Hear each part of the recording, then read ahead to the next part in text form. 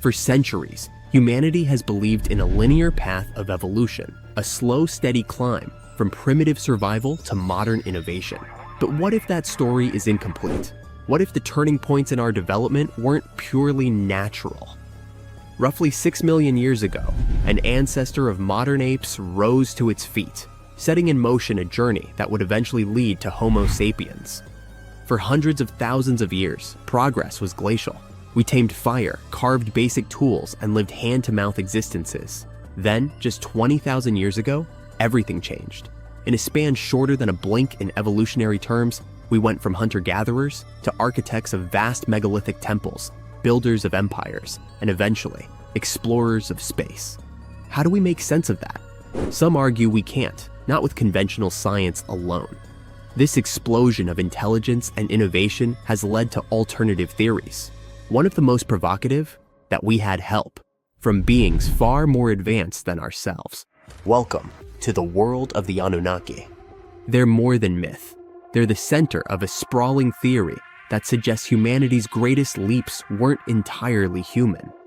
According to ancient Sumerian texts, these so-called gods came not from the heavens in a spiritual sense, but from the sky in the most literal way imaginable, another planet.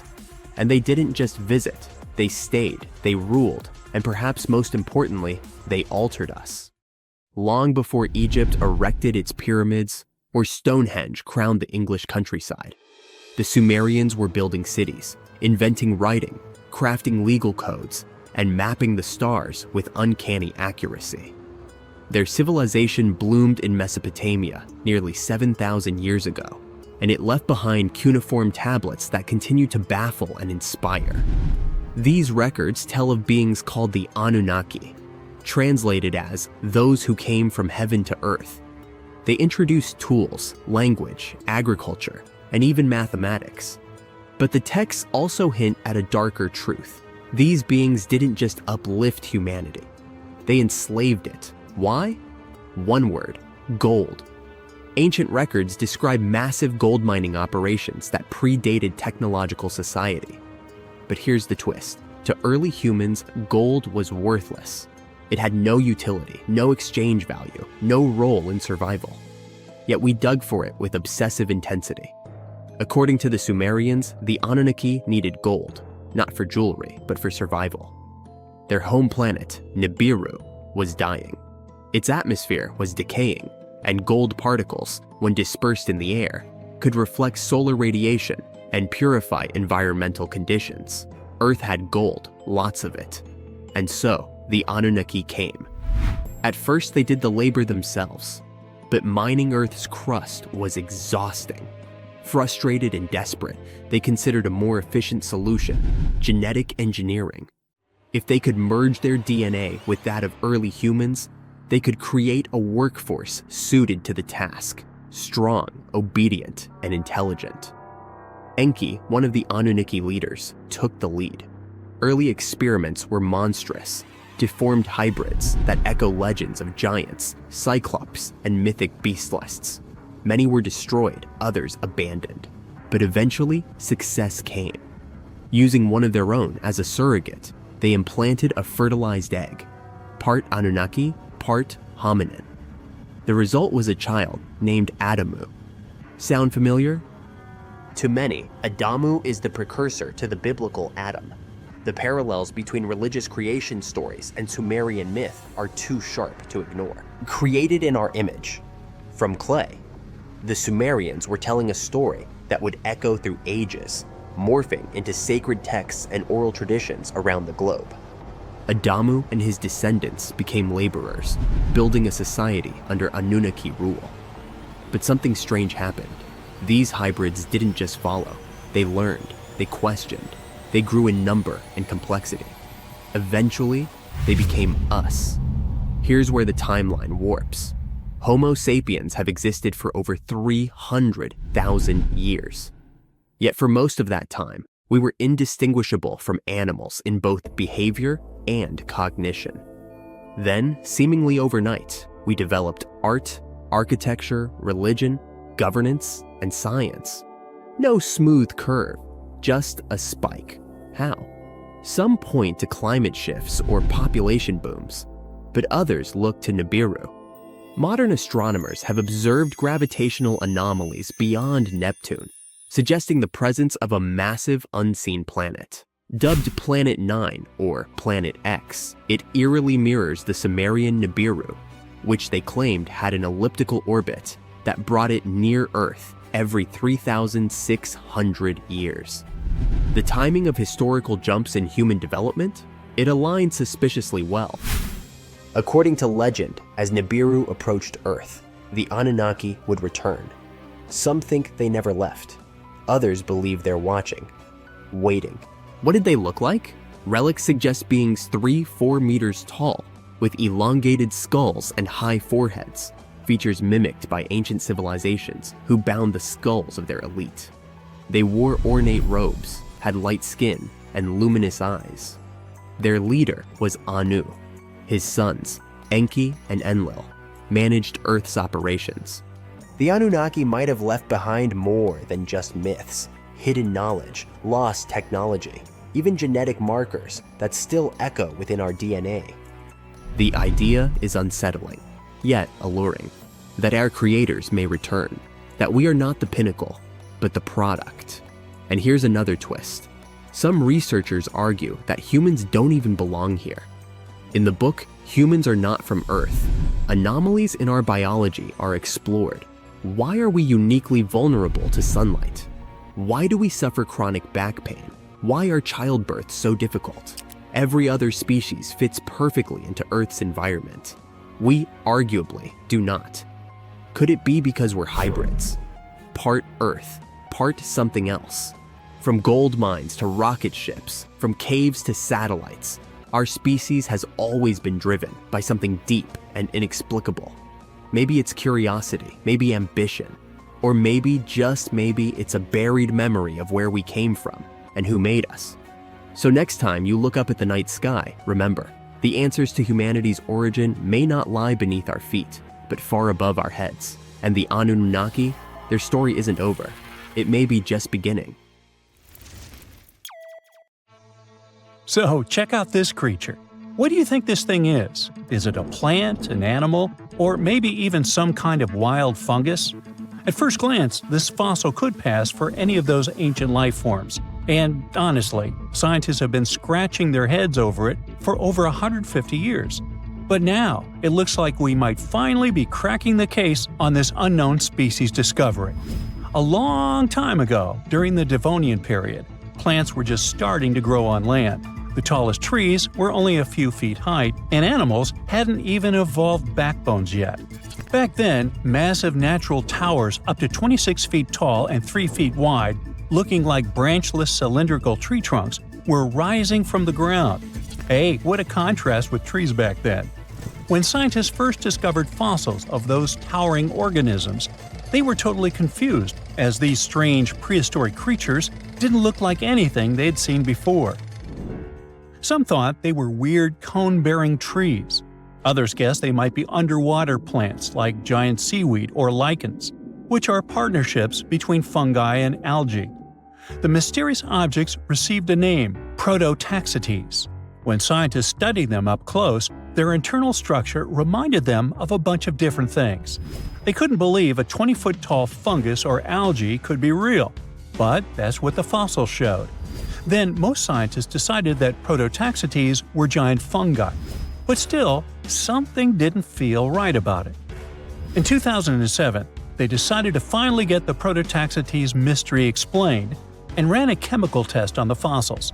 So they looked at the types of carbon inside them and compared them to regular plants from the same time.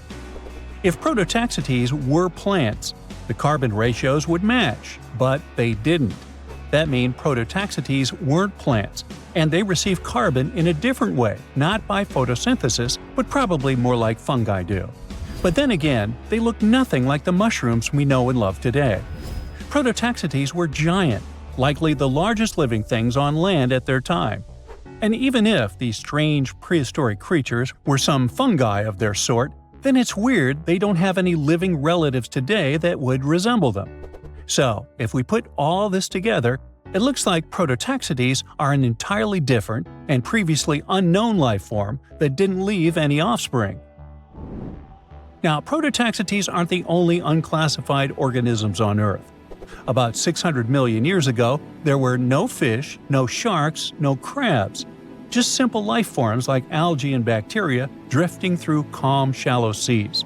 But some seriously strange creatures, completely unlike anything we see today, lived among them. They looked like underwater ferns, stood perfectly still, and absorbed nutrients straight from the water. These bizarre life forms were Rangomorphs. They ruled the oceans that were thick with nutrients back then. So Rangomorphs didn't need mouths, eyes, or muscles to survive and just soaked up whatever they needed. Some of them were as small as a finger, and others grew as tall as 6.5 feet. But as Earth entered the Cambrian period, the oceans became much more competitive. Fast-swimming creatures with limbs, eyes, and jaws showed up and ate the same food faster, and maybe even ate the Rangomorphs themselves. The chemistry of the oceans also started to shift, and the nutrient-rich waters became more like today's oceans, where food floats around in particles that active animals scoop up. So the Rangomorphs vanished forever, but scientists still find their fossils all over the world, preserved in ancient rock. They had an incredible fractal design, a pattern that repeated itself at every level, from the smallest branches to the full body. Using fossil clues, researchers built 3D computer models of what Rangomorphs looked like. They found out that these strange prehistoric creatures filled their space in a nearly perfect way. They were like optimized living sponges. But scientists still can't agree on where exactly Rangomorphs fit on the tree of life. At first, they argued over whether they were plants, animals, fungi, or something completely different. Now, most agree they were primitive animals, though they were so different that they might deserve their own unique branch, what scientists call a clade. And then there was Dickinsonia, another prehistoric creature that was so strange that scientists couldn't even agree on what it was for nearly 100 years. Some thought it was a giant single-celled amoeba. Others thought it was a type of lichen, or maybe a failed evolutionary experiment. This bizarre life form lived about 558 million years ago, long before dinosaurs, sharks, or even insects showed up. After many years of studies, Australian researchers finally got proof that Dickinsonia was an animal, and possibly the oldest one scientists have ever found. They solved the mystery thanks to really well-preserved fossil fat molecules stuck in the rock near the White Sea. These molecules were a type of cholesterol, the kind of fat found in animal cells. If cholesterol is present, it almost certainly came from an animal, sort of like animal DNA. Dickinsonia lived millions of years earlier than scientists had previously thought, and didn't look anything like modern animals. It had no head, no mouth, no arms, no legs, and definitely no organs. It was oval-shaped, like a giant pill bug or flattened jelly bean, with weird ridges running across its body. Some were tiny, but others grew up to 5 feet long, the size of a person. It didn't swim or walk, but was just lying on the seafloor, soaking up nutrients from the water or absorbing stuff through its skin. It was tricky to identify because most fossils came from high-pressure rock, where heat had destroyed all the delicate organic stuff scientists needed to study. To get to the good fossils, researchers had to rappel down 300-foot cliffs, dig out huge blocks of sandstone, throw them down, wash them, and then repeat the process. And inside one of those sandstone slabs was the fossil that changed everything. That helped finally confirm that Dickinsonia was an animal, which proves that complex animal life existed before the Cambrian diversification, where tons of new animals with bones, eyes, and limbs suddenly appeared. Scientists think the spot where they found these fossils might hold more clues about ancient life. For a long time, scientists had no clue what other group of ancient life forms slime molds were. These weird jelly-like blobs that pulse and ooze on rotten logs and forest floors aren't fungi like mushrooms, though people thought they were for years. It turns out they're more like amoebas, squishy, single-celled organisms that can move around. There are over 900 species of slime molds all over the world. You'll find them in soil, leaf litter, and especially on decaying wood. Scientists found them trapped in amber from 100 million years ago, and it looks just like modern slime molds. Scientists still know very little about how slime molds interact with other species, what role they play in ecosystems, or how they think without a brain, nerves, or a control center. But somehow, they can make decisions and adapt to their surroundings. That makes them a lot like social insects, like ants or bees, where no single bug is in charge, but the colony still works together as a smart group. Even without brains, scientists have trained slime molds to solve mazes just by responding to chemicals and learning from their environment. One way these organisms learn is through a process called habituation. It's sort of like how you get used to cold water after jumping in a lake, or stop noticing an annoying buzzing noise after a few minutes. That's your brain helping you tune out something harmless. Some slime molds can do this too. If they get in nasty conditions, like salty, dry, acidic environments or chemicals, they'll avoid them at first. But if there's food on the other side, they'll eventually get used to it and push their way through.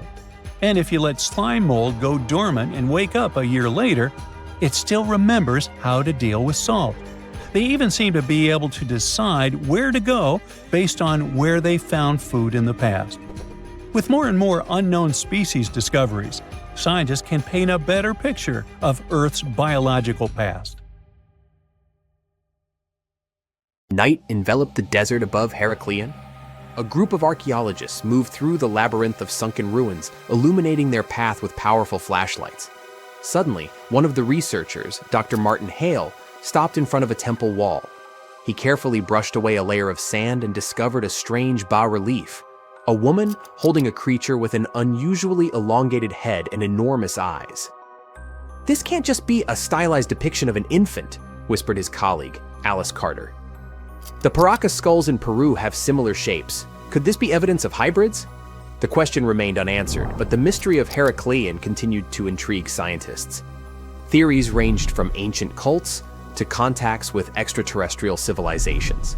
However, biologists established that elongated skulls could be the result of artificial cranial deformation, a practice common in ancient times.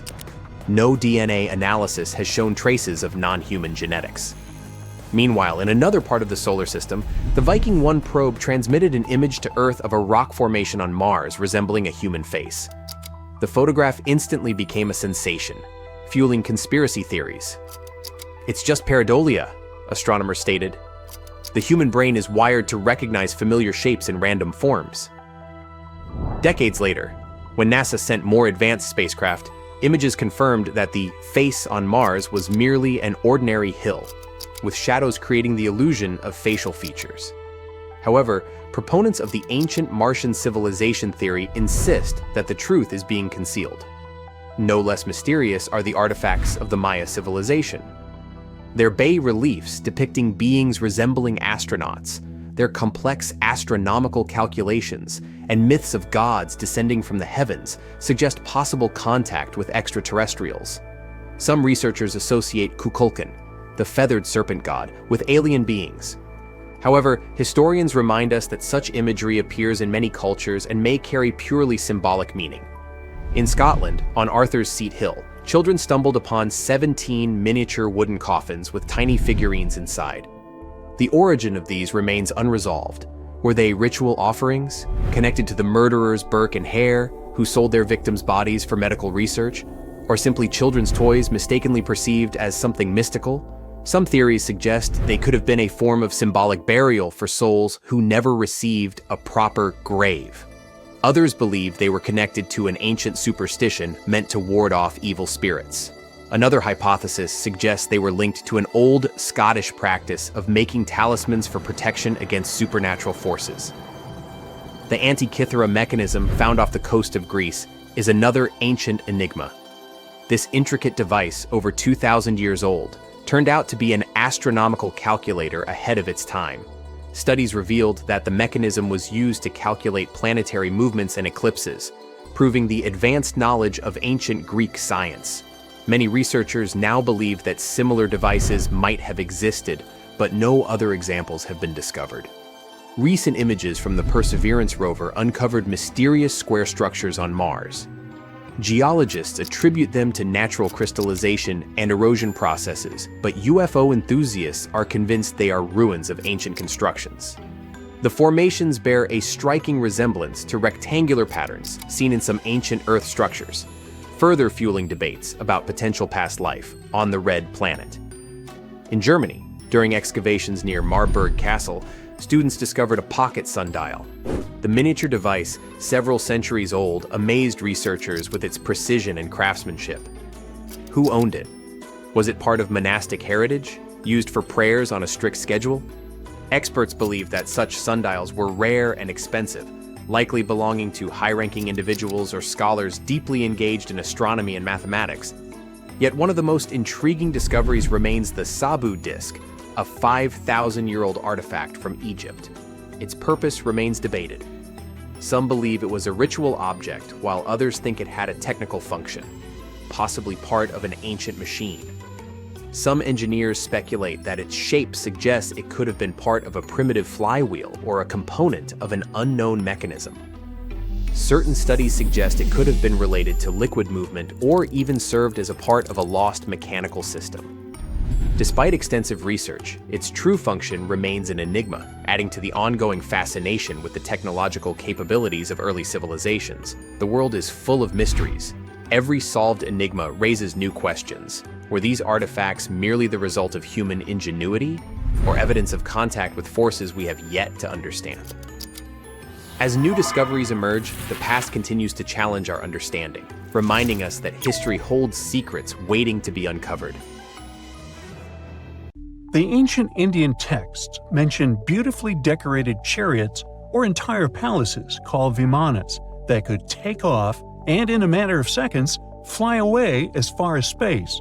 Some people believe these Vimanas only existed in Indian mythology, but it's also possible that they were based on a real technology that had been lost over the centuries.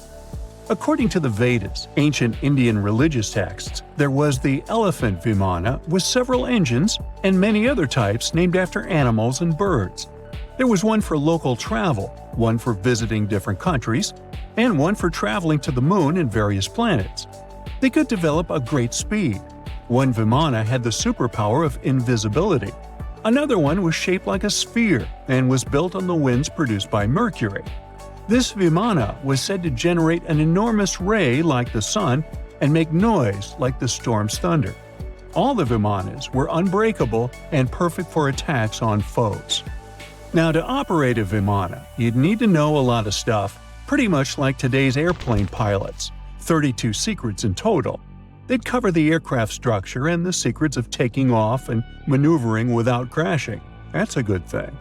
The pilot was also expected to know how to be seen and unseen, how to be hidden, how to be quick, how to manage contractions and expansion, and many other tricks. To hide the flying machine from foes, the pilot was instructed to move to the 8th atmospheric layer above the Earth and use the power of dark solar rays. This instruction might sound a bit weird, but there were others, more realistic ones, which still make sense in modern aeronautics. There are sections of ancient texts on the Vimanas that focus on details like flight paths, pilot training, navigation, and even suitable clothes for pilots and recommended food for long flights. There was also a lot of technical detail about the use of heat-absorbing metals, the metals utilized, and melting points. The supporters of the theory that the Vimanas were more than just myths are sure that the ancient Indians would unlikely go into all these details just for a beautiful story. So, the flying palaces might have been real and way ahead of their time, like many other great Indian inventions. Back in the 6th century BCE, an Indian physician named Sushruta basically wrote the original guide to medicine and surgery. They even called him the father of surgery for his work. Sushruta laid down the details on hundreds of medicinal plants and described complex surgical procedures. He gave instructions on nose reconstructions and skin transplants from one part of the body to another. The original method of rhinoplasty, which involved taking a piece of skin from the forehead to reconstruct the nose, is still used today. But back then, it had a slightly different purpose than surprising your followers on social media. Those nose jobs helped out folks who had lost their noses as punishment for crimes or in fights. Now you gotta thank an ancient Indian math prodigy for the invention of zero. It might not seem like a big deal, but without it, we would have no binary system and no computers. People before the 5th century CE were only thinking about some sort of a sign to indicate nothing. The invention made addition, subtraction, and other mathematical operations a whole lot easier. You can see the oldest zero in existence carved in the wall of a temple in Gwalior, India. The Indus Valley Civilization was using rulers in 1500 BCE and earlier. Made from ivory, these rulers were found during excavations in what is present-day Pakistan and northwestern India. They were widely used in architecture with amazing accuracy. They had units corresponding to slightly over 1 inch that were marked with precise subdivisions within 5/1000ths of an inch. The next invention is more of a concept than a physical item. Standardization is all about setting the rules based on a bunch of people, things, or interests. One of its cool applications that we've all gotten used to is standard weights. Whether you're using pounds or kilograms, you need these universal measurements for weight, right? For this, we owe a big shout-out to the merchants from the Indus Valley Civilization who lived around 4,000 years ago. They were measuring everything from food grains to fancy luxury goods using these standardized weights. And their weights had decimal and binary mathematical systems going on. They didn't have high-tech gear, but they pulled off some serious precision using complex calculations and even sand for construction. Their art of standardization made its way to Persia and Central Asia, basically becoming the global weight-watching standard. So if yoga is your go-to exercise, you definitely have a personal reason to appreciate the ancient Indian geniuses. Over 5,000 years ago, during the rule of the Indus-Sarasvati civilization in northern India, yoga was first mentioned in the Vedas. Yoga was refined and shaped over the centuries until it grew into a massive teaching with over 200 sacred writings dedicated to this way of obtaining enlightenment. At the beginning of the current era, yoga got a new trajectory thanks to a Hindu writer who laid down a system of yoga in his text, the Yoga Sutras. It became a whole-body rejuvenation, a life-extending practice with poses that you are still doing on the mat today. Yoga has reached the Western world only in the 19th century, and it caught on like wildfire. Chess, the all-time top game for intellectuals, is also an Indian invention. Its ancestor was called Chaturanga, and it was a strategic board game that started gaining popularity around 3,000 years before the current era. This early Indian version of chess was played by 4 people, not 2, and had 64 squares. Each player had 8 pieces, ranging from pawns to kings, bishops to knights, and there was no standard 6-faced dice. They rolled with an oblong one. Players facing off were actually allies, forming 2 teams based on the direction they sat. Chess that we know and love today was first mentioned in ancient Indian literature in a legend. It said that the wife of a villain called Ravana had invented the game to amuse him. Now, the word shampoo comes from the Hindi word, which means to soothe or knead. The substance was invented in India in 1762 and was originally used for head massages, hence the name. The first shampoo was made of natural oils and herbs.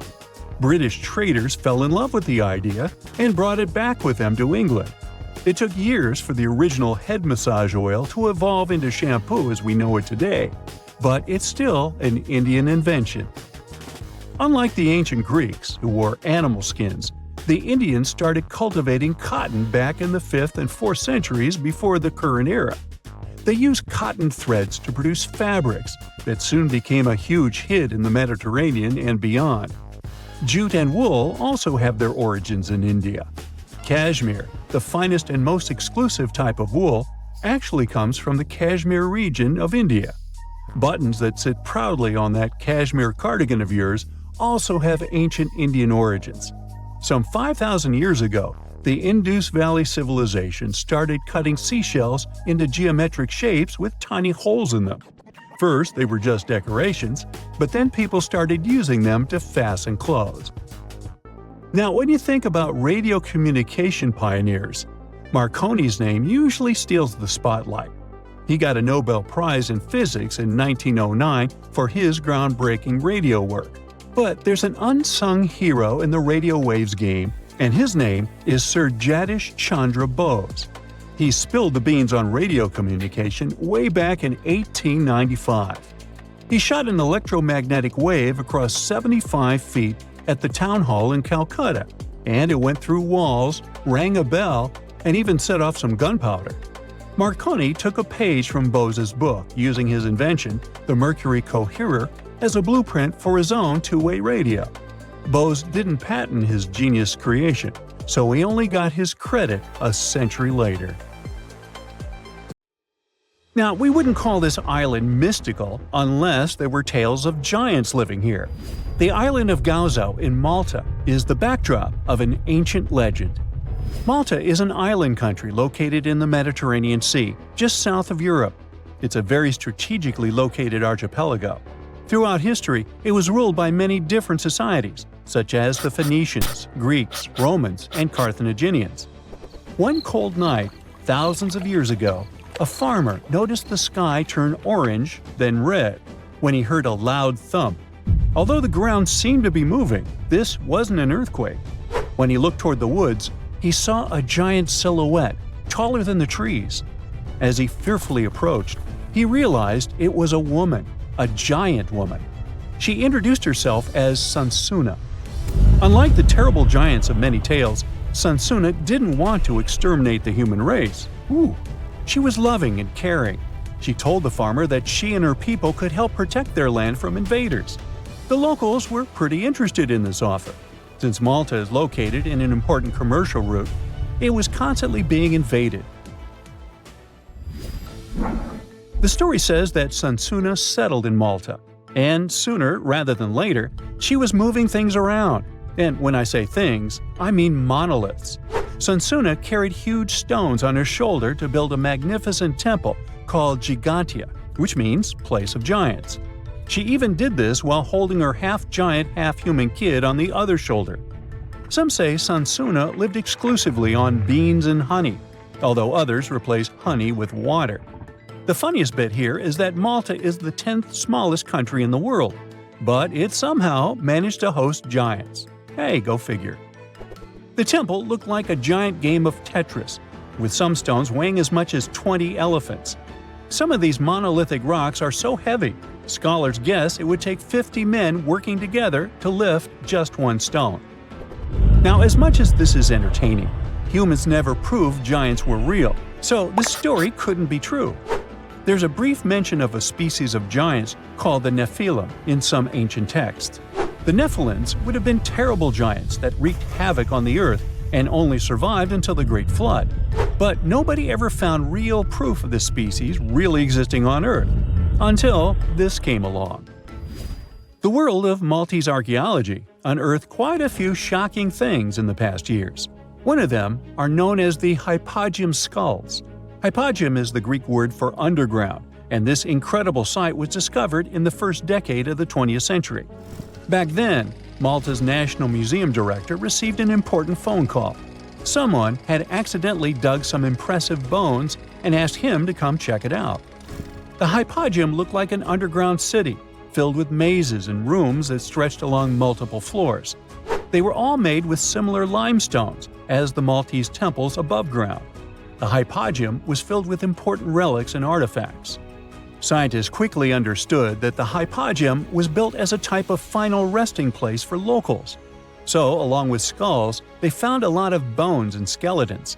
One of these artifacts were skulls, but these weren't regular human skulls.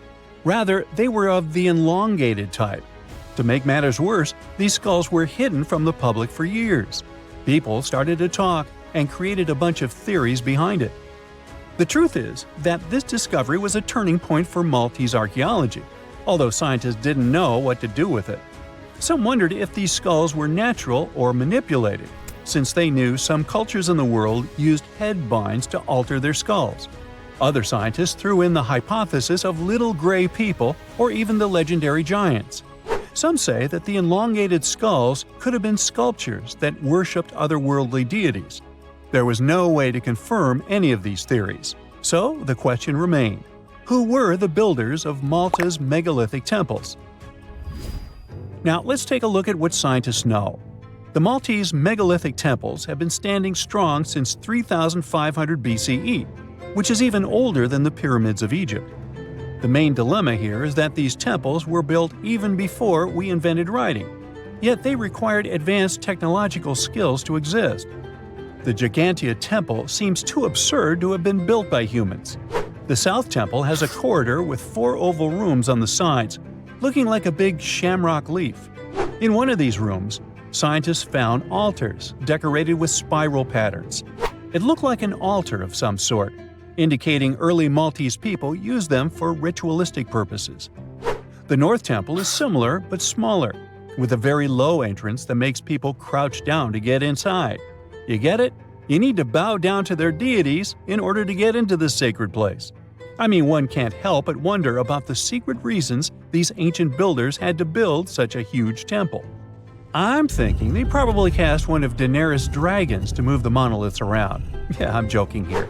But hey, remember the entrance to King's Landing? Yup, the series used the Medina Gates in Malta as the exterior of King's Landing during Episode 3 of Season 1. Anyways, back to the giants. The ritualistic theory of the whole thing won a few points when archaeologists uncovered these mysterious figures. They're popularly known as fat ladies. These tiny statues have round bodies and faces that show how much they enjoyed life. They kind of look like a miniature Sunsana, the giantess we talked about.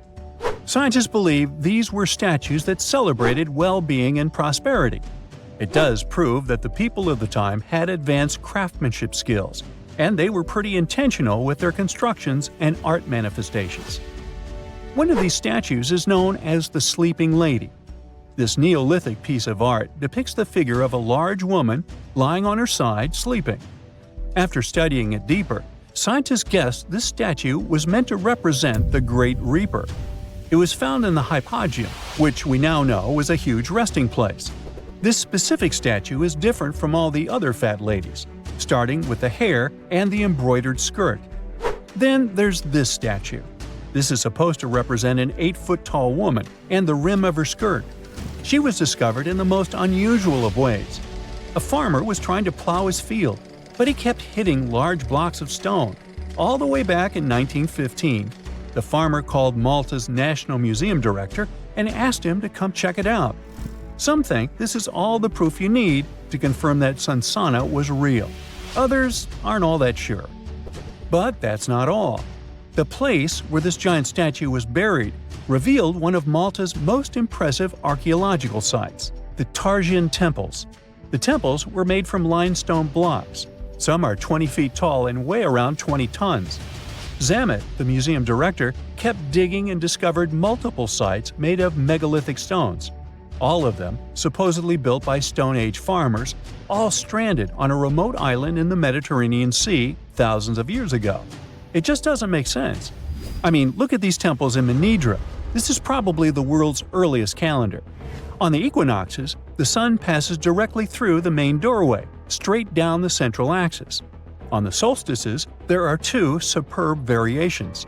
During the summer solstice, the rays fall on the edge of the megalith to the left of the doorway, and during the winter, the rays fall to the right side of the doorway. It's astronomical precision at its finest.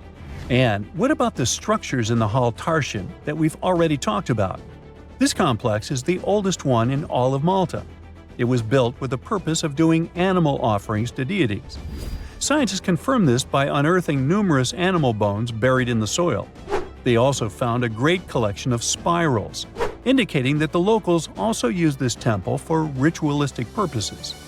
Overall, there are 7 megalithic temples in Malta, each more impressive than the other. Scholars keep on digging to see if they can uncover the truth, much like researchers do with the pyramids of Egypt, the lost Mayan cities in the Americas, and other sites. In the UK, there are around 115,000 mailboxes, with some of them placed in questionable locations. Look here, we're on a deserted stretch of Caithness Moorhead, and here, just smack dab in the middle of nowhere, between the quarry and some moorland, stands a solitary mailbox. It was local teacher Chris Aitken who stumbled upon this oddity near Worth Hill, close to John O'Groats. Now, John O'Groats is a tiny village 2.5 miles northeast of Canisbay, in the historic county of Caithness, Scotland. The village itself is popular with tourists, but only houses around 300 people on a regular basis, and they have their own mailboxes there. So why would someone need one on a random hill? When Chris shared a photo online, someone chimed in with a theory. A while back, an entrepreneur was selling tiny parcels of land near Campster, claiming buyers became lairds with their little plots. Could this mailbox be related to that? Now, the box, proudly labeled Laird of John O'Groats, features the name Thorsten Sommer and an address in Germany. There's a PIN number on the front, but when Chris opened it, all he found was a website link. The site has pics of Sommer waving a Scottish flag and talking about his love for Scotland, even calling himself the Old Scotsman. Chris tried reaching out through the website for more info, but hasn't heard back. It might be linked to Sommer's reported purchase of a tiny patch of land, but buying Scottish laird titles is often seen as a fraud, giving no real title at all. The area around Worth Hill has had some recent police action too, after a body was found nearby. Ooh, could that somehow be connected to this mysterious mailbox too? Well, enough of the detective stories. Let's dive into some high-end fashion, shall we? So, you might have come across that funky image popping up all over the internet, claiming there's a pop-up Prada store in the Texas desert. Well, it's kind of true and kind of not. Yes, there's a shop, sort of. It showcased a whole range of Prada gear worth around $80,000. And guess what? Miuccia Prada herself hand-picked the items. But still, you couldn't buy a single thing there. No cashiers, no shop assistants. It was like the place was permanently closed. The twist? It's actually an art installation. Made entirely of biodegradable materials, it was designed to gradually blend back into nature, taking a fun jab at our current consumer culture. But why display goods you can't actually buy? Well, it's a metaphor for the elusive charm of luxury. While it was meant to decay in peace, the hype surrounding it led to a surprising amount of foot traffic and even some chaos. After trying to fend off a few would-be thieves, the artist had to admit defeat. Now it's a hotspot for photos, drawing everyone from tourists to celebrities. Right, you can find a brand purse in the desert, but can you, let's say, find a car somewhere in Welsh caves? Well, the answer is yes, and let me tell you, it's not just one car, but many of them. The Cavern of Lost Souls is a well-known abandoned car cave tucked away in Wales. Once upon a time, it was a slate mine in Ceredigion, where workers pulled out tons of slate and transported it using narrow-gauge horse-drawn tramways. But as the mining industry faded away decades ago, the mine fell into a hush.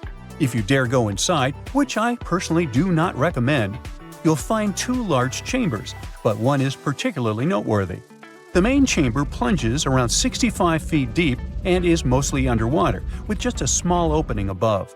Since the mine shut down, locals and the council have taken advantage of that opening, tossing in all sorts of unwanted stuff. You'll find everything from fridges and TVs to even whole cars piled up in one corner. What makes the Cavern of Lost Souls special is the single beam of light that breaks through, casting its glow on the twisted heap of wrecked cars and metal. The water, when hit by that light, glows a stunning turquoise green, creating beautiful reflections of the cars and cavern walls on the still surface. Every now and then, a fragment of slate falls, shattering the quiet and sending ripples across the water. There was yet another weird find in Wales. A shiny 10-foot silver monolith recently popped up on Hay Bluff in Powys, Wales, and it's sparking a ton of curiosity. A local builder, Craig Muir, discovered it during his hike, and he described it as looking like it just dropped down from space. It's made of surgical steel, has no markings, and is super well crafted without visible welds. Muir's find is reminiscent of those mysterious monoliths that popped up worldwide in 2020, creating quite a buzz online. Local Richard Haynes suggested it could be some kind of scientific installation. But with national park rules against unauthorized structures, it might not be there for long. With no visible tracks around it, Muir speculated it could have been brought in by a group or even dropped from a helicopter. Now, this isn't the first strange monolith sighting. Similar ones have been spotted in Utah, the Isle of Wight, and even Glastonbury Tor, where one was humorously marked, "Not Banksy." However, it could be easily him. The UK is the leading country in terms of the number of Banksy's pieces of art. As of 2023, there were 70 of them. No wonder, as he is reportedly British and was born in Bristol. The Atacama Desert in northern Chile, the driest non-polar desert on Earth, features a bizarre sight at kilometer mark 1309 on the Pan American Highway, a giant cement hand that towers 36 feet above the sand. Looks creepy, right? Well, worry not. It's not some creepy monster trying to grip you and take you to the netherworld. It's not an ancient relic from a lost civilization either. A professional sculptor created this quirky landmark back in 1992. Despite its remoteness, the hand is frequently targeted by graffiti, so local volunteers must clean it up twice a year. And by the way, it's not the only landmark of this kind. The very same sculptor also created a similar hand in Punta del Este, Uruguay, called Man Emerging to Life, and it represents the idea that a giant might be holding South America in a stone grip. Hey, works for me. Now check out this giant stone sphere hidden in the forest of Bosnia's Visoko Valley. What do you think? Is it an ancient relic or a modern art installation? Share your thoughts in the comments. But to be completely frank with you, which I always am, nobody really knows for sure. Experts think this sphere, which measures around 10 feet across, is just a naturally occurring rock formation called a concretion. These iron-rich balls get their reddish color from the high iron content and form when mineral particles stick together over time. While concretions can take on some pretty wild shapes, the exact process of how they form is still a bit of a mystery. Then there's this archaeologist, often called the Bosnian Indiana Jones, who claims it's actually a man-made artifact from over 1,000 years ago. Spherical concretions aren't unique to Bosnia, though. You can find them all over the world, like these boulders in New Zealand, massive round stones that are over 60 million years old. There are also cannonball concretions in North Dakota. And let's not forget about the man-made stone spheres crafted by the Dickinsonia people in Costa Rica, which are perfectly shaped and arranged, definitely a testament to human creativity. So while the Bosnian sphere is super intriguing, it's probably just an ancient concretion and not a remnant of a lost civilization. Bummer. Finally, some things are so well hidden that you have to go deep down into the seafloor to get a glimpse of them. Once a hedonistic hotspot for the Roman elite, Baia was like the Las Vegas of its time, but now its ruins are submerged underwater. This resort city thrived on volcanic hot springs and attracted the likes of Nero and Caesar, who even built vacation villas there. However, in the 8th century, Baia lost a battle and was abandoned by 1500. As the water levels rose, much of the city was lost beneath the bay. Today, you can explore Baia's ancient ruins in one of the few underwater archaeological parks in the world. Hold your breath.